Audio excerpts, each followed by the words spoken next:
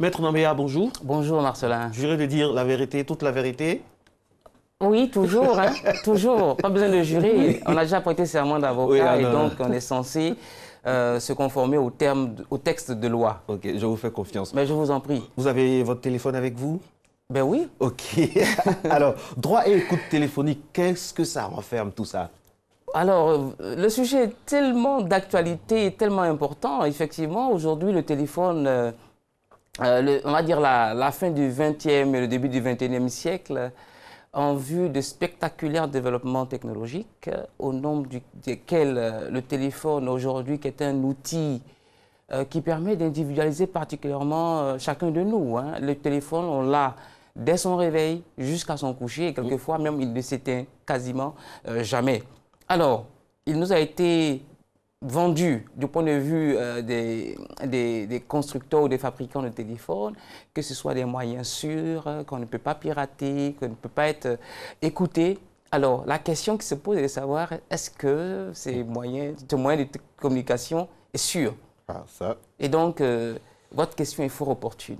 Alors, quelles sont les définitions de ces concepts? D'abord, pour positionner ce rendez-vous, cette rencontre avec vous, on va essayer de définir les concepts. Droit d'un côté et puis écoute téléphonique de l'autre. Parfait, parfait. Cela relève de la logique en termes d'explication. Alors, le droit, qu'est-ce que c'est? Le droit a une double définition. Cela me ramène quelques années en arrière quand j'étais encore étudiant. D'une double définition, d'abord le droit objectif, qui est un ensemble de règles qui permettent de réguler la vie des citoyens en société et dont la sanction est confiée à l'État. Donc, droit objectif, droit avec grand D. Et à côté du droit objectif, on a les droits subjectifs, qui sont les droits, qui sont les prérogatives reconnues aux individus et qui leur permettent qui leur reconnaissent certaines prérogatives, certains droits, droits de propriété ou de droit d'exiger d'autrui quelques prestations. Alors, la définition de droit, fondamentalement, n'a pas changé. S'agissant par contre des écoutes téléphoniques, là, nous sommes obligés de revenir au texte de base, et notamment à l'ordonnance numéro 2012-293 du 21 mars 2012 relative aux télécommunications et au TIC, TIC étant les technologies de l'information et de la communication. Cette ordonnance définit en son article 1.2.19 les communications électroniques comme étant toute émission, toute transmission ou toute réception de signes, de signaux, d'écrits, d'images et de sons. Alors, en réalité, vous avez vu que le contenu que je viens de décrire, les signes, les signaux, les écrits, les images et les sons, mais sont finalement les conséquences des progrès technologiques, puisque initialement, il s'agissait d'abord de la transmission du son. Donc le téléphone, bon, on n'est pas si âgé que ça, mais on a quand même connu le téléphone filaire, qui continue d'ailleurs de subsister. Et puis aujourd'hui, on en arrive aux smartphones qui permettent de véhiculer tout un contenu. Alors, le service téléphonique est défini comme étant l'exploitation commerciale de la transmission du son par des réseaux TIC, télécommunications, technologies de l'information et des communications. Alors, par conséquent, il faut entendre par écoute toute interception des communications. Donc, par communication, donc, tout à l'heure, je le disais, il faut entendre les signaux, les images, le son, les signes, les écrits, bref, tout outil qui permet de faire passer un message. Ok. Ah, c'est clair. Ok. Alors, quels sont les principes en matière, justement, de télécommunication de TIC? Alors, au titre des principes, il est bon de rappeler un des principes fondamentaux qui est prévu par la Constitution, c'est l'inviolabilité du domicile. Le domicile est inviolable, c'est écrit clairement dans la Constitution à son article 8. Qu'est-ce que cela signifie? Cela veut dire que chacun des citoyens a droit au respect de la vie privée. Ce faisant, l'ordonnance que je viens de vous lire, notamment l'ordonnance numéro 2012-293, prévoit son article 7 les règles suivantes. Les informations et données émises au moyen des TIC sont secrètes et inviolables.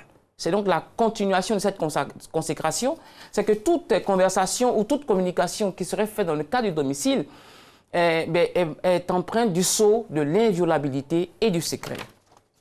Alors, les opérateurs et fournisseurs de services TIC sont tenus au respect de l'inviolabilité et de la confidentialité des communications.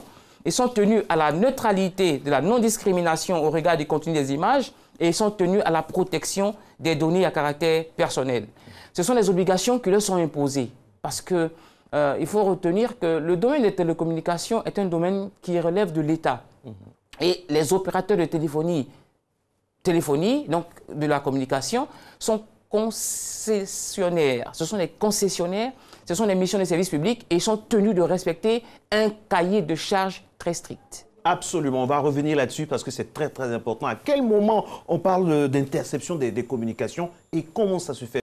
Question extrêmement pertinente et sensible. Tout à l'heure, nous rappelions qu'il était fait obligation aux concessionnaires, mais ça c'est par respect à la Constitution, les concessionnaires devaient veiller à ce que les conversations, les communications soient inviolables et secrètes. Normalement. Normalement. Alors, il se trouve qu'il ne peut donc y avoir de violation de ces règles, enfin de violation.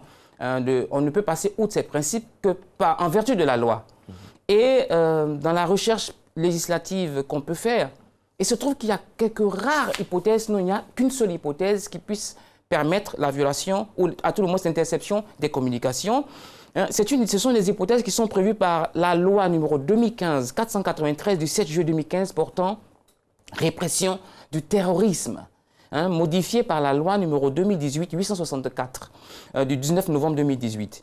Alors, sont considérés comme actes terroristes tous actes dans l'intention soit de provoquer une situation de terreur ou d'intimider la population, soit de promouvoir une cause, de contraindre le gouvernement, ou à tout le moins qui porte atteinte à la vie, qui cause des violences graves aux personnes, qui occasionne des graves dommages, qui met en danger la vie d'une ou de plusieurs personnes, qui crée un risque grave pour la santé ou la sécurité, qui expose le public à une substance toxique, dangereuse, qui interrompt, perturbe, endommage ou détruit un système informatique, qui perturbe la fourniture de services d'urgence essentiels, qui porte atteinte à la sécurité publique ou à la sécurité nationale, ou qui crée ou essaie de créer une situation de crise au sein des populations ou une insurrection générale, la terreur, le terrorisme. Alors cette loi qui justement permet de lutter contre la répression, donc de réprimer le terrorisme, envisage la seule hypothèse législative qui permette d'intercepter les communications.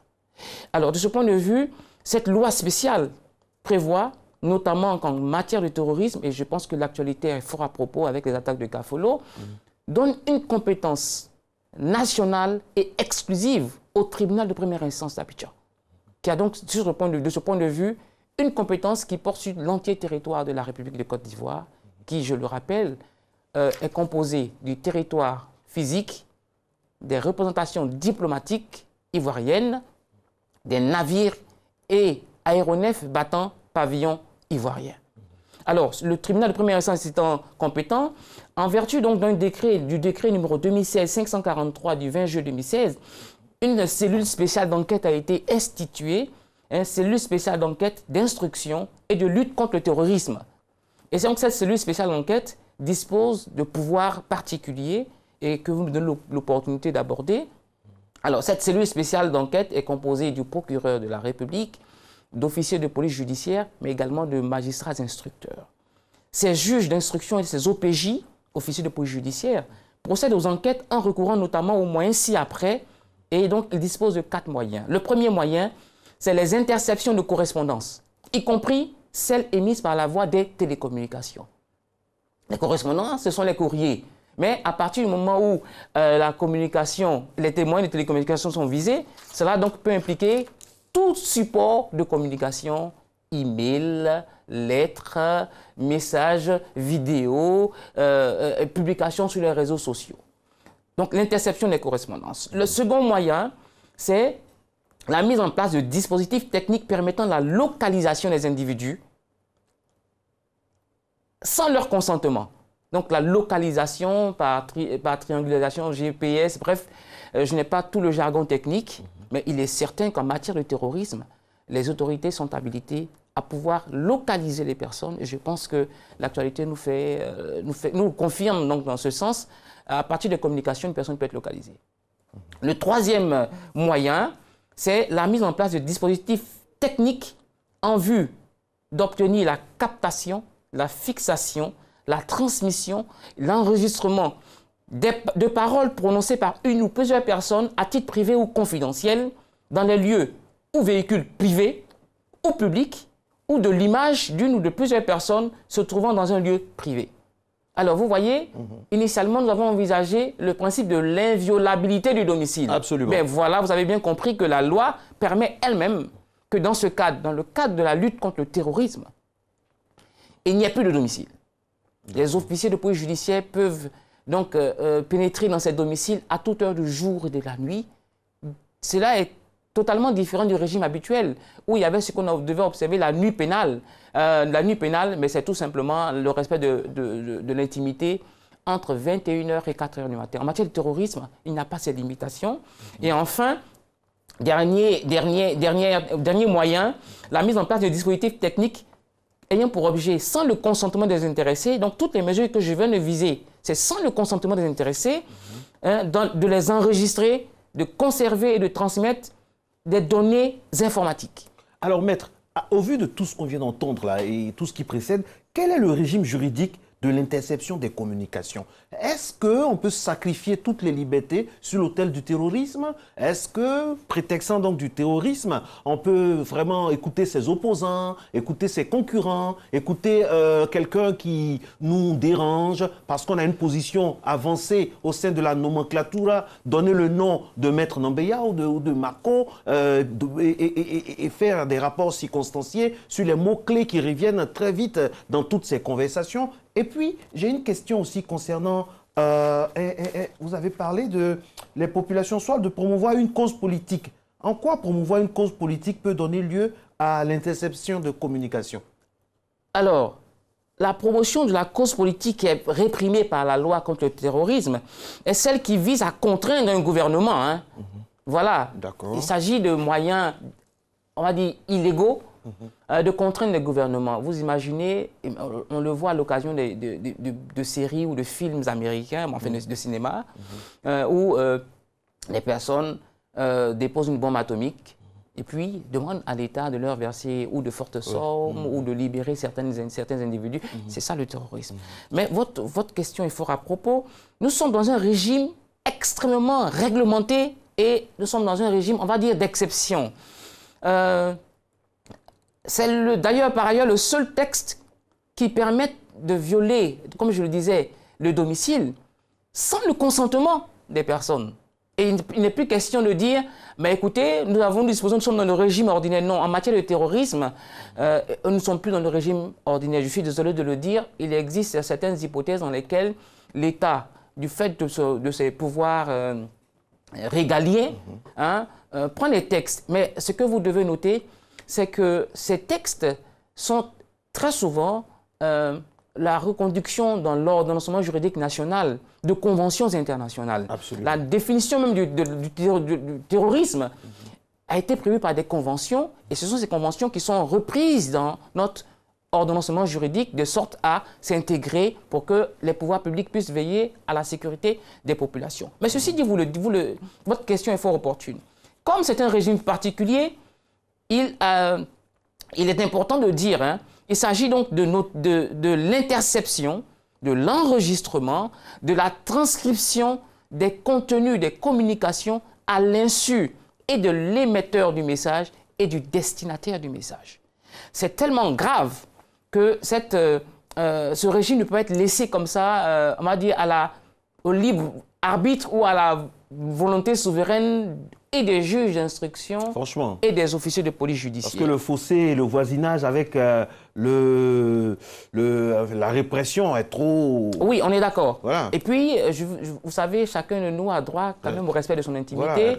Si chaque conversation qui est dite dans les différentes familles doit être entendue, ça pose un problème de liberté publique. Mais justement, maître, parce qu'aujourd'hui, quand on a pris des informations, quand je préparais l'émission avec les collaborateurs Pascaline et Jean-Marc Oka, on a eu des témoignages où le monsieur ou bien la femme soupçonnant son mari d'infidélité peut avoir, à travers des sociétés, qui sont sur place, le verbatim des conversations de son épouse. Est-ce que ça, c'est légal? Est-ce que si moi, j'ai quelqu'un qui travaille quelque part dans une compagnie XY Tartampion, je peux avoir un verbatim, un sonore d'une conversation? Est-ce que ça, c'est légal?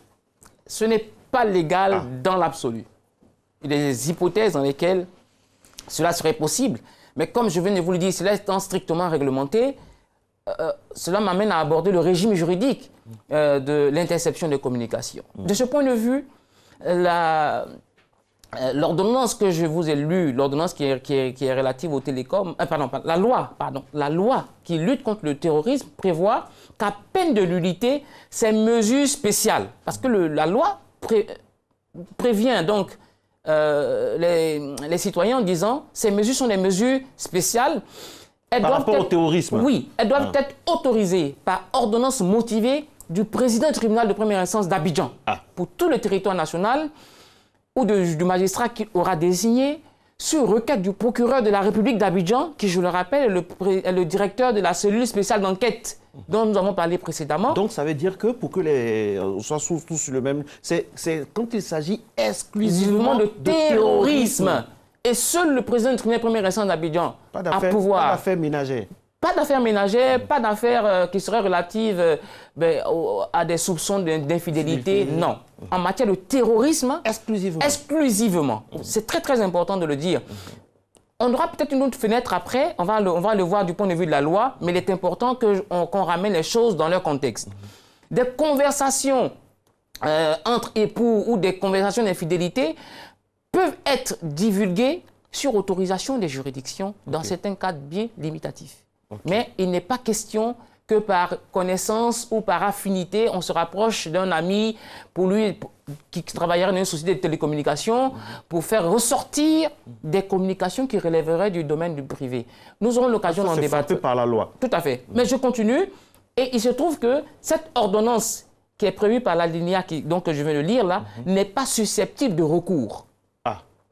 C'est-à-dire que si le président du tribunal, suivant donc la requête du procureur de la République, décide de faire droit et donc d'accorder cette ordonnance de placement sous écoute, cette ordonnance n'est pas susceptible de voie de recours, elle est inattaquable. Donc la personne qui sera l'objet de ces mesures-là ne pourra pas se pourvoir devant une juridiction pour critiquer, critiquer de quelque façon que ce soit. Qu'est-ce que l'avocat pense de ça? Mais l'avocat que je suis n'est pas très à l'aise avec ça. Parce qu'en réalité, vous voyez que les décisions qui ne sont pas attaquables sont très souvent dans l'ordonnancement juridique ivoirien, celles qui sont rendues par les hautes juridictions. Et ça peut être la porte ouverte à certains abus. Certes, mais les hautes juridictions interviennent très souvent après que les juges de fond, c'est-à-dire le tribunal et la cour d'appel, aient statué. Or, dans le cadre qui est le nôtre, c'est le président du tribunal qui prend cette ordonnance qui est un statut de recours. Ça pose quelques petits soucis quand même. Ok. Alors, quelles sont les sanctions, justement, on va y arriver, les sanctions encourues en cas d'interception des communications? Mais pour revenir donc à la question que vous posiez précédemment, la loi a prévu, toujours en respect... Relativement au régime juridique? Exactement.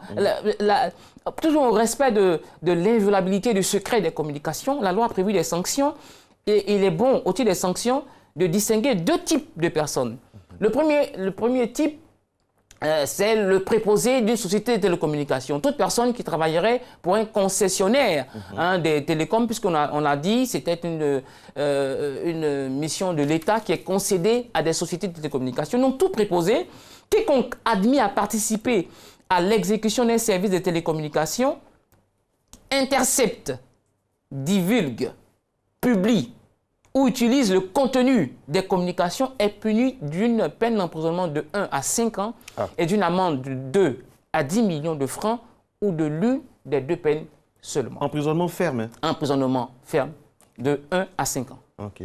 Donc, on va dire celui qui, par ses attributions habituelles, se trouve en présence de communication, donc de contenu de communication, est tenu de respecter et donc tout manquement l'expose à une telle peine. Mieux, quiconque incite, participe à la divulgation du contenu ou s'en rend complice est également puni des mêmes peines, 1 à 5 ans et une amende de 2 à 10 millions ou de l'une de ces deux peines seulement. Ah, ça... Ça devient de plus en plus compliqué. Absolument. Alors, moi, la question qui me vient de façon indubitable est la suivante. Est-ce qu'il existe des cas, on va dire, d'exonération de la sanction pénale en cette matière? Oui. Alors, je vais certainement terminer en termes de sanctions. Et par ailleurs, maintenant, j'avais distingué donc le préposé d'une société de télécommunications et les citoyens. Et Marco, alors tenez-vous bien, quiconque intercepte, divulgue, publie ou utilise le contenu des messages ou révèle leur existence est puni des mêmes peines. Oui. Alors, traduction pour nous? Traduction, il ne s'agit pas de dire je ne suis pas dans une société de télécommunications, je suis un citoyen ordinaire. Si je publie, je divulgue, j'intercepte ou j'utilise le contenu de messages ou je révèle leur existence, je suis passible des peines de poursuite. Je vous ramène donc au principe de l'inviolabilité et du secret des communications. Alors, cette dernière incrimination-là s'adresse à tout citoyen. À tout citoyen. Alors, attention, parce qu'on ne fait pas suffisamment attention dans notre manière de communiquer. Vous avez fait vos classes, vos écoles de journalisme, vous savez très bien ce que l'information peut avoir comme conséquence dans la vie et comme dégâts dans la vie des citoyens. Attention à ce qu'on fait. Ceci dit, vous m'avez posé la question en ce qui concerne donc les cas d'exonération de la sanction pénale. Effectivement, la loi a prévu 3 cas d'exonération. Enfin, il existe quelques cas. Ces dispositions que nous venons de lire, notamment les peines d'emprisonnement de 1 à 5 ans et l'amende de 2 à 10 millions de francs pour les 3 hypothèses que nous venons de lire, ne s'appliquent pas en cas de consentement express de l'auteur ou du destinataire de la communication. Consentement express, cela veut tout simplement dire que soit l'émetteur, soit le destinataire donne son accord pour que ces conversations soient divulguées, soient publiées, soient mises à la soient ouvertes au public. Donc il faut que ce soit clairement exprimé.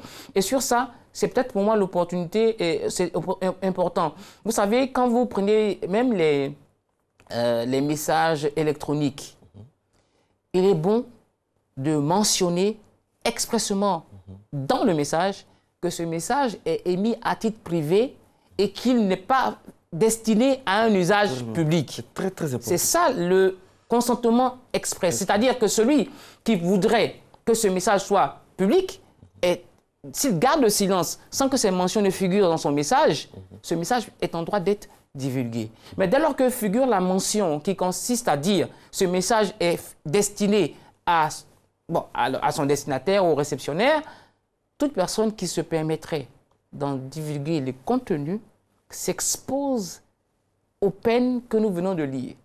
C'est très, très important. C'est aussi l'occasion, j'ai pris l'exemple des mails, je pourrais également prendre l'hypothèse des réseaux sociaux.